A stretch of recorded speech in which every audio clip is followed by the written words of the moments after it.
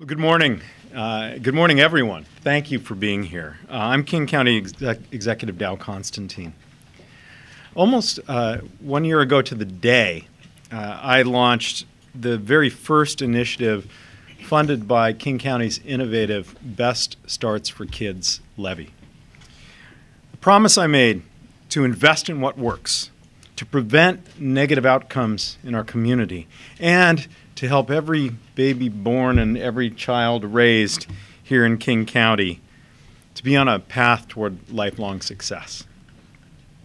We designed that first initiative, the very first in Best Starts for Kids, to prevent young people and families from experiencing homelessness. It's an approach that's less expensive than shelter. And more importantly, an approach that prevents people from suffering the fear and uncertainty that homelessness can create. And the trauma that not only creates negative memories, but can actually affect a child's brain development. Case managers under this program start with a simple but important question. What is it you need to avoid you and your family becoming homeless? We customize then our intervention, whether it's helping with past due rent or helping you find a better job that allows you to make that rent, or help with transportation so that you can get to that good job you already have. The initial results are in, and I am pleased to announce that we are delivering on the promise I made to the people of King County. More than 3,000 people who were facing homelessness this winter are instead living in the safety of their own homes. As of September 30th, which is the latest data available, 96% of the clients of our program have a warm, safe place to sleep tonight. 24% ended up not needing any financial assistance at all because the case managers were able to help them in other ways, like negotiating with a landlord to prevent an eviction.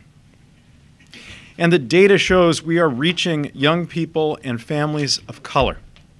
And we're serving communities that have been disproportionately impacted by the homelessness crisis. By the way, we're not the only ones who are excited about these initial results. Researchers at Notre Dame and at MIT have selected our initiative for an academic study of the effectiveness of homelessness prevention. So I'm honored to be joined by representatives from many of the 25 community partners who helped us achieve these outcomes, including our host, Therapeutic Health Services. Thank you all for helping make this success possible. Thank you.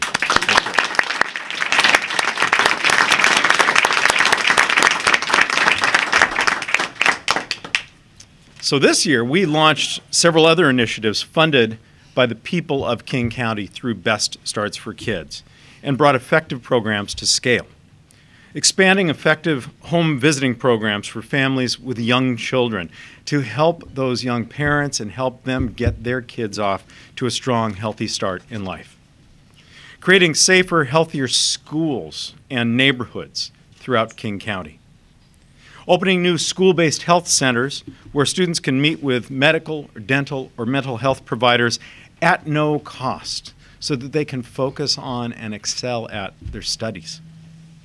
And providing more leadership opportunities and mentoring programs that help young people reach adulthood connected, motivated, and empowered. Together, we are doing more than preventing negative outcomes. We're promoting better connected, more resilient children, youth, families, and communities. And we're increasing the number of kids who will reach adulthood healthy and ready to flourish. This is a special moment for my administration, for my team. Best Starts for Kids is no longer a concept. It's no longer an aspiration. It is making a real difference in the lives of real people and families throughout King County. We're now producing tangible results that help children and young people achieve their full potential. delivering on our shared commitment to creating a more just and equitable community where all people have the opportunity to thrive. It is now my pleasure to introduce one of our community partners and our host, Patricia Edmund Quinn, Chief Clinical Officer here at Therapeutic Health Services. Patricia.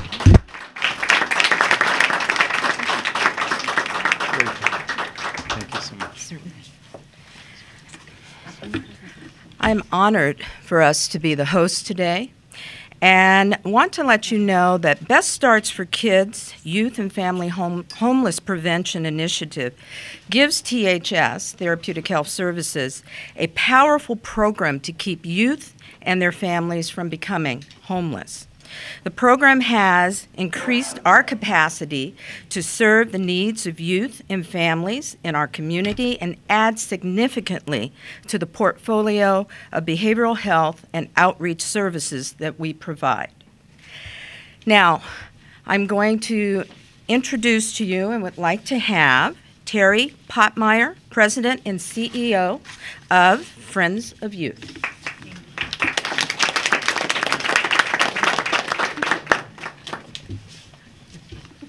It's an honor to be here with so many partners who are doing such good work in the community. Since the early 80s, Friends of Youth has supported youth and families who are experiencing homelessness in North and East King County. Homelessness takes a terrible toll on the young people and the families that we serve. It defers their dreams and impacts their futures as they wrestle with hunger and fear, exploitation, insecurity, and cold. Much of our funding and thus much of our programming is geared toward responding to the active experience of homelessness. Much of our funding, but not all of our funding. For today, we have the Youth and Family Homelessness Prevention Funding, and that's different. YFHPI gives us the opportunity to work with families and youth to maintain their housing and stability, preventing an experience of homelessness. That includes youth like Andrew. Andrew is just 2 months shy of turning 18. His mother's not able to care for him. He doesn't know where she is. He's been sleeping on a couch at his friend's house, but he knows that's not a long-term solution for his life. He needs and he wants his own housing, but there's some challenges that confront him. He'd like to sign a lease, but he has to be 18. That's when he connected with our Youth and Family Homelessness Prevention case manager. She helped him problem solve. Since he's only a few months before he turns 18, he worked it out so that he could continue to stay with the friend until his birthday while he started to look for a job. He then approached another friend who signed the lease for him, and Andrew has plans to move in January when he turns 18. He will then be a co-signer on the lease. Our case manager helped Andrew lean on his natural supports and make the decisions that worked the best for him on his journey to self-sufficiency. Andrew found that part-time job, and now he's ready to finish his high school education living in a new apartment. Or young families like Mia. Mia's just a 24-year-old mom. She has 2 children. One is a 6-year-old, first grader, and one is just 4 months old. Mia lived in her car for many months before she finally secured housing, and things were going great until her child's father lost his job and child support programs stopped. Suddenly, Mia was again facing eviction and a return to her vehicle. We were able to help stabilize her through this funding with rent support. And we're continuing to work with her because her housing that she has secured is very expensive. It's not a very good place for her to live with the kids. So we're working on a plan with her to move her to a better living situation while strengthening her budgeting skills so she can maintain her stability. Mia just started a new job, and she's finishing her education to become a medical biller. Because our families and our youth tell us exactly what support they need to stay housed, we can respond quickly and respectfully, reinforcing their self-efficacy and natural resilience and supporting them to achieving their goals. We are grateful to the county executive who had the vision to propose Best Starts for Kids, supporting new solutions to the challenges that confront our community. We are also so grateful to the voters of King County who believed in their neighbors, Andrew and Mia, who trusted them to find the right solutions to their challenges, and who gave a resounding yes when asked to help. Finally, we are so grateful at Friends of Youth, and we're humbled to have the opportunity to walk alongside the young people and the families on their journey to safety, stability, and self-sufficiency. We're so grateful for this funding and its positive impact on the people that we serve. And I know now we're going to have an opportunity to meet some of them.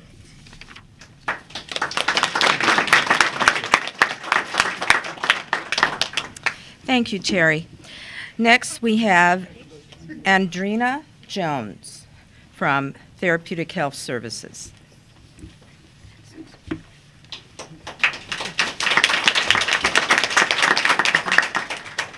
Good morning. First, I want to say I'm very, very thankful for my case manager, Tanya. The whole program, Best Start for Kids. I was in a really bad domestic violence situation, and we were homeless for a little bit, sleeping in the car. I was laid off eventually. I sat down with Tanya almost every week to find a job. She helped me so much. She's the best. If it wasn't for her in this program, I don't know where me and my son would be right now. I found a new job thanks to Tanya. We're doing very, very good. Antonio's doing very well in school now. I've noticed such a positive turnaround for not only him but myself. I just want to thank everybody that helped us to better our situation.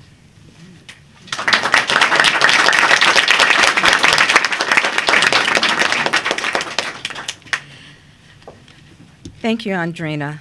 Next, we have Hey Wo Muhammad Ali, participating family from Partners in Employment.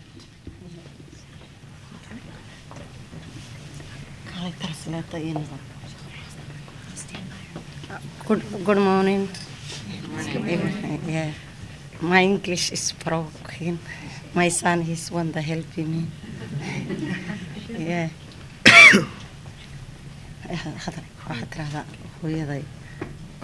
She says good morning to everybody. My mom wants to thank Pi and King County for everything they've done for us. She says she's really thankful for everything you guys have done for us, and it's been a wild ride for us since we're new to America, and she wants to thank King County because Pi helped us get ready for everything, for school, for the life of America and the dream, and she just wants to thank everybody. And now Mina from the team of Pi. Thank you. Yes.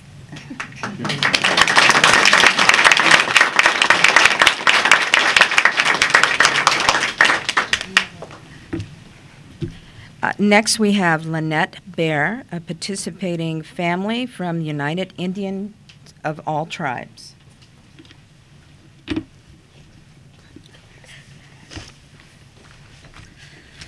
Good morning, everyone. My name is Lynnette Bear. I am Native American. I'm a Assiniboine, Sioux, Gros-Ventre. Those are my tribes. I raise my family with myself and my boyfriend, Calvin. We are both full-time parents, and I'm a full-time college student as well. We went through struggles this October with the cost of childcare and rent rising at the same time. Our budget wasn't working. We went through struggles of not figuring out how rent was going to be paid. We were about a month behind. My copay was 2 months behind. And I really wasn't figuring out what to do, what was best. So I reached out to United Indians of All Tribes and found out and met with my caseworker, Deo, who came out to our house. He met with us and we sat and we talked about a budget. He talked about what services we needed, what we could use and what we could get help with. And breaking all of that down really gave me the strength to realize all the things I'm learning in school and in college, I have those skills, I just have to put them into use. He helped me out and we got caught up. I work on a really good budget from here on out. And my family was really appreciative for all the services. We were kind of at a breaking point right before Thanksgiving and the holidays of what we were going to do. And I thank United Indians and I thank you guys all for this services.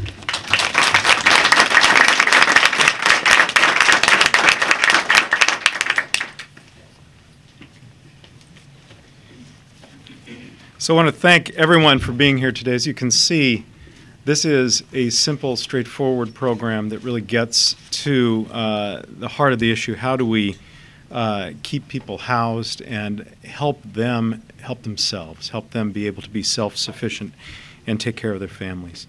And I would love, if anyone has questions, I'd love for you to offer them either to me or to any of the folks here, the providers or those who spoke today.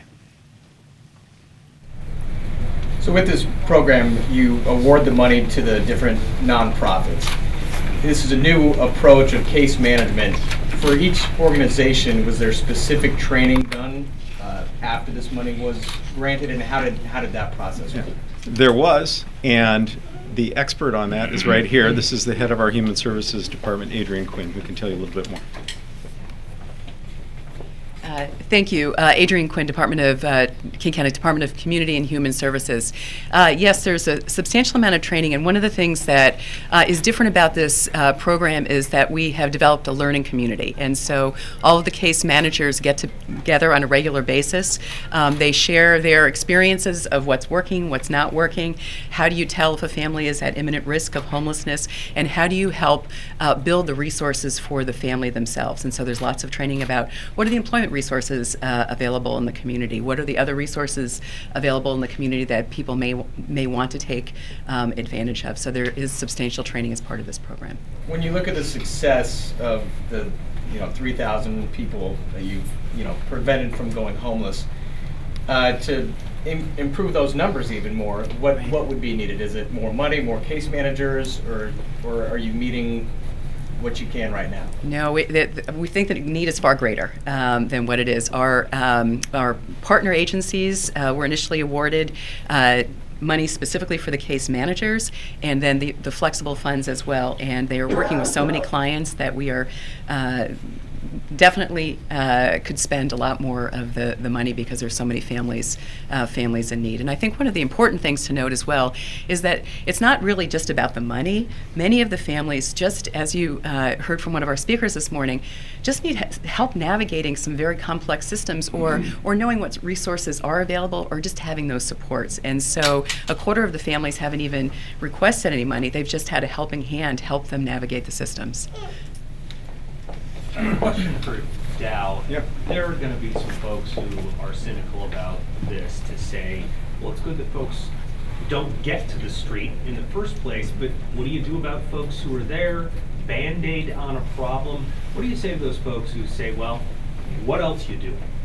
So we've all had a conversation about the resources it takes to get people out of homelessness. This is a dramatically less expensive approach for the public, not even factoring in the harm that's prevented, right?